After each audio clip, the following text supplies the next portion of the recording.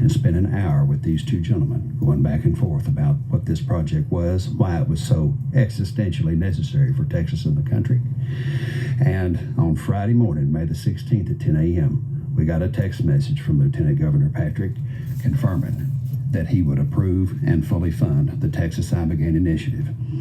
As we walk in here today, literally just 10 minutes before we walked into your studio, I can confirm that the great state of Texas is going to fully fund the Texas Ibogaine Initiative, originally intended to be a public-private partnership, but now has decided on its own to commit a full $100 million to launch the development of Ibogaine all the way through the FDA's drug development process for the benefit of the American people.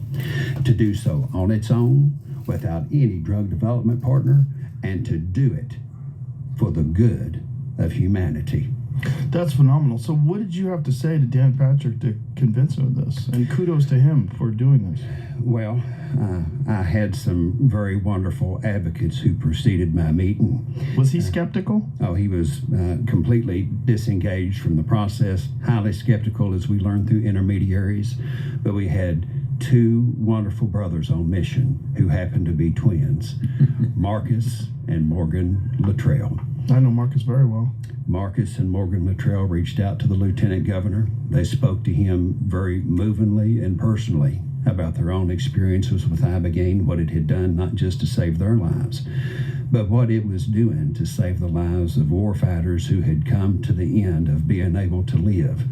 And as they explained to him what it did for them and what it has done for their brothers and sisters in arms who've returned to war, to broken government systems that can do nothing to cure what ails them at their core, he was persuaded to have an open-minded conversation.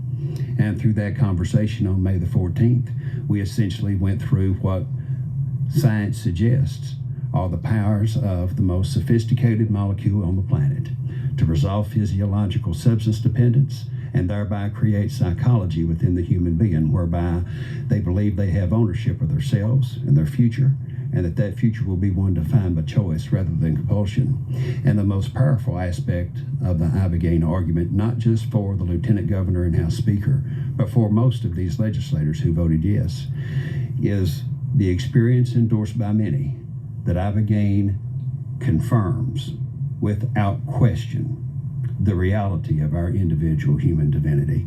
And that is the greatest truth